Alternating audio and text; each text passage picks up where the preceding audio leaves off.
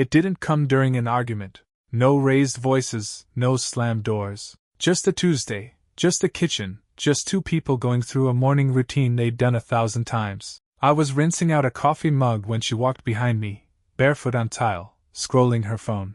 I said something small. A suggestion about taking the car in for maintenance before the weekend trip. She didn't even pause. "You're just ordinary," she muttered, eyes still locked on the screen. Like the words were a shrug, a background hum she forgot I could hear. I didn't answer. The faucet masked the silence that followed, but my hand froze beneath the stream. Ordinary. It would have stung less if she'd thrown it at me in anger, if it were meant to hurt. But this wasn't a weapon. It was worse. It was indifference. I watched her move to the fridge, open it, drink straight from the orange juice bottle. The same woman who once used to sneak into the garage just to kiss me goodbye in the mornings, even if I was only headed to the hardware store. Now she didn't see me. That word echoed all day. I tried to let it go, told myself I was reading too much into it. But it kept looping, not because of what it implied about me, but because of what it revealed about her. Something in her had shifted, and once I started looking at the world through that lens, I saw how much I hadn't been seeing. That night she scrolled through real estate listings on her phone while I read beside her. She didn't mention them, didn't explain. I didn't ask, I just noted it. 2 days later, she sighed when I brought up a training course I was considering for work. "I mean, are you really going to follow through? You always say these things." She didn't look up from her wine glass. Again, it wasn't the words. It was the way she said them, flat, without belief. It didn't feel like criticism. It felt like erasure. And that's when the switch flipped. I stopped trying to fix it. I started watching. She thought she'd said something small that morning in the kitchen. Just a passing comment, something she probably forgot 10 minutes later. But I didn't. I remembered. Because that's the moment I realized I was being written out of my own life. It wasn't just that morning. Once I started seeing it, I couldn't unsee it. Like noticing the hum of a refrigerator that had always been there. Suddenly you hear it everywhere, all the time. She'd started treating my voice like background noise. If I mentioned a podcast I'd liked, she'd respond with silence or, worse, a faint smirk. If I suggested trying that new Vietnamese place downtown, she'd counter with, "Why would we do that?" As if I'd asked to eat in a gutter. Not cruel. Just consistently condescending. One evening, I mentioned running a 5K in the fall. Her eyes barely lifted from her laptop. "You know that means training, right?" she said, tapping away. The irony didn't miss me. Years ago, she used to brag to her friends about my discipline. She once cried when I surprised her with a finished guest room I'd built over 2 weekends. That man hadn't vanished. He was standing right there. She just stopped looking at him. There was a moment, a Thursday night, I remember, when I found myself talking to her about a podcast episode on small business leadership. Mid-sentence, I realized she wasn't even pretending to listen. Her eyes glazed, focused on a reel playing silently on her phone. I stopped talking. She didn't notice. We still slept in the same bed, ate the same dinners, shared the same calendar. But something had hollowed out in the middle, and there were other signs. She'd begun to praise other men in oddly specific ways. "Did you see how fast he's moving up in his company?" Or, "He's really dedicated to staying fit, even with 2 little ones." I didn't argue, didn't snap. I just took note. Because this wasn't about admiration. It was comparison, measurement, and every word she said seemed to be carving out the gap between who I was and who she'd decided I wasn't. Maybe she thought she was subtle. Maybe she thought I was too ordinary to catch the undertones. But I was paying attention now, and I was beginning to understand that what I'd taken for distance wasn't space. It was a quiet push toward the edge. She wasn't angry. She was disengaging. And the more I watched, the clearer it became.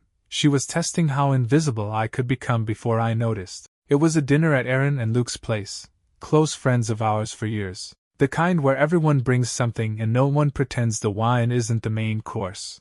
But that night something felt off. Aaron kept glancing at me more than usual. Not flirtatious, just focused. Her smile would stall when my wife spoke, especially when she made one of her subtle jabs. The kind that passed for jokes in public but always landed like small bruises. We were seated at opposite ends of the long table, and I noticed Aaron watching me when I laughed at something Luke said. Her expression didn't shift quickly enough. There was something sad in it. And when I offered to help clear dishes later, she followed me into the kitchen. Her voice was quiet, almost hesitant. "You okay?" she asked as she stacked plates beside me. I nodded, automatic. "Yeah. Why?" She paused, then handed me a wine glass, her fingers brushing mine for a second too long, not with intent, but with uncertainty. "I don't know. Just seems like something's missing when you two are in the room now." I looked at her, but she didn't elaborate, didn't give me pity or suggestion, just observation. Later, as I dried my hands, she spoke again, more quietly this time, almost like she didn't mean to say it out loud. "You deserve to be seen. You're extraordinary, you know that?" I didn't respond, not because I didn't want to, but because something in me folded inward at those words. Extraordinary. The exact opposite of what my wife had called me, weeks before, in that forgettable morning. The word that had echoed through my skull like a slow leak. But Erin hadn't said it to flatter me. It wasn't an attempt. It felt more like a correction. Like she was saying what should have been obvious all along. I left the kitchen without saying anything more. Walked back into the noise and the laughter, the way people perform comfort around others. My wife laughed at something Luke said, leaned into his shoulder the way she used to lean into mine when we all first met. And for the rest of the night, Erin avoided my gaze. I didn't blame her. She saw it before I did, how hollow it had become. And her words wouldn't leave me, not because they tempted me, but because they reminded me what it felt like to be respected. And that contrast, that was the first real crack in my denial. After that dinner, I stopped pretending I wasn't keeping track. I didn't journal it, didn't catalog incidents in a spreadsheet, but somewhere in the back of my mind, a tally began. Every time she mentioned another man's name, coworkers, friends of friends, even the guy from the gym she barely knew, it registered. Not just the mention, but the tone. "How does someone stay that driven with 3 businesses?" She'd wonder aloud, not really to me. Or, "He's still running marathons in his 40s. Must be nice to have that kind of discipline." At first, I thought maybe I was imagining it, reading into things. But when I tried reversing the dynamic, when I praised a female colleague's leadership on a project, she didn't hide her reaction. A tight-lipped, thin smile. Nothing said, but volumes spoken. There were no accusations, no arguments. But the air changed. She could dish comparisons, but she wasn't built to be measured in return. So I didn't. I just watched. It became a game of omission. She wouldn't ask about my day anymore unless it involved something she needed from it. Could I move a meeting to pick up dry cleaning? Could I skip the gym to fix the back porch railing?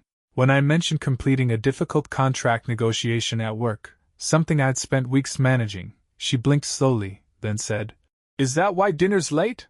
No malice, just disinterest. And that was the heart of it. She wasn't angry. She wasn't fighting me. She was simply done. I could feel it in how she reacted to other people. She lit up around new energy, laughed more freely at parties. Her voice got higher when she complimented other men, smaller things, like their watches or their stories. But with me, everything had leveled out to a flat line. Nothing I did impressed her. Nothing I said stayed with her. I wasn't part of her curiosity anymore. And she didn't even realize she was doing it. She'd replaced admiration with apathy. And I'd become a fixture, familiar, functional, but forgettable. A man she once looked up to, now used as a ruler to measure everything she thought she was missing. Erin texted me a week after that dinner. Just a casual check-in, framed like nothing. "Hey, how's your week been? Still surviving corporate gladiator life?" I read it twice. The tone was light, but there was a question under the question. I waited a few hours before replying. Told myself it was about time, or boundaries, or some vague sense of propriety. Truth was, I didn't want to seem too eager for a moment of decency. When I finally responded, I kept it brief, said work was fine, and yes, still navigating the office politics with minimal wounds. She replied within minutes. "I've been thinking about what I said. I hope it didn't cross a line." It hadn't, but it had drawn one. We met for coffee a few days later. Public, safe, no pretenses. We didn't flirt. There were no long glances or accidental touches. Just 2 people sitting across from each other with more honesty than I'd had in my own house for months. She asked how things really were. I told her carefully, not with drama, not with resentment, but with clarity. I said things felt like a slow fade, like I'd been demoted in my own life. She nodded, not to validate, but to acknowledge. She'd seen it too. "You're not the one who's changed," she said, stirring her coffee without looking up. "And that's what makes this worse." We didn't stay long. She had to get back to work, and I had errands. But as I walked to my car, I realized how differently I felt leaving that conversation. Heard. Seen. It hit harder than I wanted it to. Because it made the silence at home unbearable by contrast. That night, my wife barely glanced up from her laptop as I came in. "Did you get the receipt for the lawn guy?" was her greeting. "No." "How was your day?" "No." "Glad you're back. Just logistics." I handed her the paper, then watched her sort through mail as if I'd already left the room. And maybe, in a way, I had. Not physically. But a part of me, maybe the part she used to love, had already walked out. Because the first person to truly see me in months wasn't the woman I married.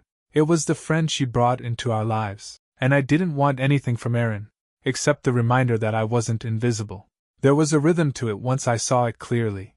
Like clockwork. She only noticed me when she needed something. "The car's making a weird sound. Can you take it in?" "The trash guy missed the bins again. Can you call?" "I forgot my charger. Can you drop it off at work?" Each request delivered in the same tone, efficient, expectation baked in. Never framed as a favor. Never followed by thanks. But ask her to sit with me for a movie? She had. Emails to catch up on.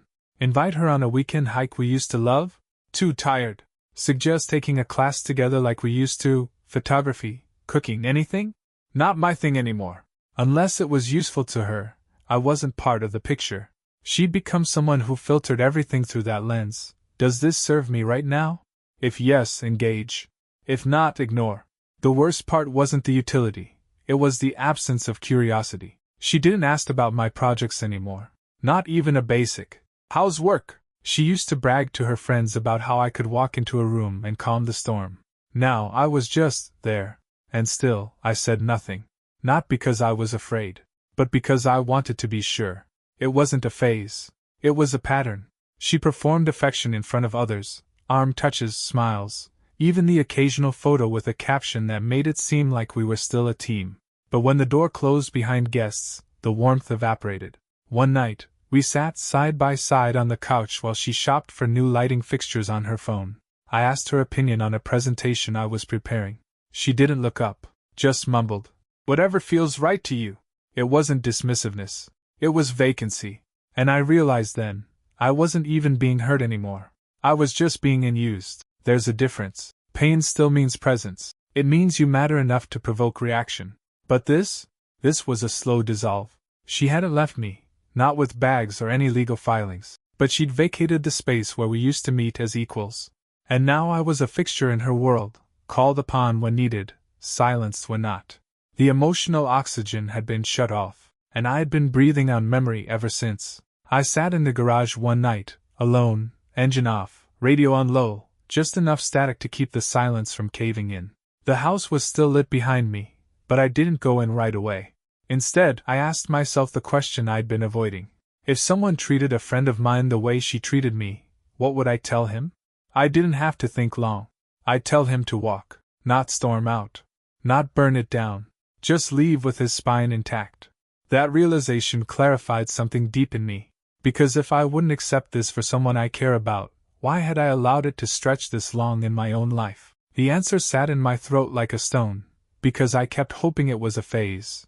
That she'd snap out of it. That the warmth would return if I just stayed still enough, quiet enough, loyal enough. But loyalty to neglect isn't love. It's a slow loss of self. And I was done disappearing. I didn't make any grand declarations. No internal speeches. I simply decided I'd stop giving energy where there was no return. I began waking up earlier, not because I had to, but because I wanted my mornings alone. I took my time at the gym, lingered at the bookstore after work. I stopped updating her about my day. She didn't notice, which only confirmed what I already knew. So I turned inward. I asked myself what I wanted, not from her, but from my life. The answer surprised me. It wasn't revenge. It was restoration. Not to who I used to be, but to someone I could be proud of again. Someone who didn't wait to be acknowledged to feel real. And for the first time in months, I felt something close to peace. Not joy. Not relief. Just stillness. Because detachment, when earned, isn't emptiness. It's control. and I had finally stopped waiting for her to return what she no longer had. Now, I was preparing to take back what was mine. Me. It was a Friday night, the kind she used to plan weeks in advance, matching wine to dishes, playlists curated down to the minute. Lately, though, her dinners felt more like performances for people she wanted to impress. She'd invited Aaron and Luke, along with a few others. It was supposed to be casual, but she wore heels in the house and had her makeup done like it was a gallery opening. The evening played out smoothly at first. Laughter, clinking glasses, stories about work and travel. But beneath it all, I felt the chill, like watching actors in a well-rehearsed play where everyone forgot who the lead was supposed to be. I mostly stayed quiet. Erin noticed. Her eyes kept drifting toward me. Checking in? Then came the moment. We were clearing plates, and someone made a joke about routines, how couples fall into predictable rhythms. I laughed, said something self-deprecating about my early mornings and gym habits. That's when my wife, without missing a beat, chimed in. Well, some of us are married to human alarm clocks with motivational posters for souls. The table laughed. But it wasn't the kind of laughter that lands well. It was the polite kind. Tight, shallow. Erin didn't laugh. She frowned. Subtle, but unmistakable. She looked down at her napkin and didn't say another word for the rest of dinner. Later, as guests began to drift toward the door, she caught me alone in the hallway. She's making you smaller so she can feel big, she said, barely above a whisper. I didn't respond, because there was nothing left to explain. She'd seen it now. Not just in passing, not just implied. She'd seen it happen in real time. And something shifted in her expression, like watching someone confirm a fear they tried to dismiss. That night, after the house was quiet, I sat at the kitchen table and looked at the chair where my wife had laughed at my expense. She thought she was being clever. Charming, even. But what she didn't realize was that she'd done more than humiliate me. She'd given permission for others to stop pretending. And one of them already had. The balance was shifting. And for the first time, she was no longer the only one deciding which version of me the world would see. I didn't announce anything. I just started moving pieces, quietly, efficiently, the way I used to structure recovery plans for failing departments at work. First, I separated my digital life. Changed passwords, disconnected shared accounts. She didn't notice. She rarely logged into anything unless it benefited her directly. Then I reviewed the estate plan. We'd drafted it years ago when things still felt like partnership. I called the lawyer and asked discreet questions, nothing official yet. Just scenarios. I rented a short-term apartment across town, fully furnished, nondescript. The kind of place people land when they're either starting over or hiding something. I wasn't hiding. I was preparing. At home, I kept everything normal. We still ate dinner, though most nights in silence. I still helped fix the loose cabinet in the pantry. Still brought in her Amazon packages from the porch. But internally, I was in motion. I closed the shared calendar. Removed her from access to my schedule. She didn't ask why. She didn't ask anything. In the evenings, I packed small boxes in the garage under the guise of clearing clutter. Labeled them vaguely. She never asked what was inside. She had no idea I'd already stocked the new apartment with essentials, clothes, toiletries, duplicates of my tools and electronics. No confrontation. No fight. Just quiet unraveling. Even the dog noticed. He started following me more, waiting by the garage door when I came home. The house felt colder. Not because of the thermostat, but because something foundational had shifted. I wasn't retreating anymore. I was exiting. And the difference was simple. Retreat means you still want back in. Exit means you're done waiting for the locks to change. One evening, I caught her looking at her phone, smiling at something. She turned the screen away instinctively when I passed. I didn't ask, because I didn't care what she was hiding anymore. I was already gone. All that was left was the gesture. And it had to be final, but not loud. I wasn't leaving to hurt her. I was leaving because staying had started to hurt me. I left before sunrise. The house was still and dark, the only sound the soft click of the front door as it closed behind me. No bags dragged, no footsteps hurried.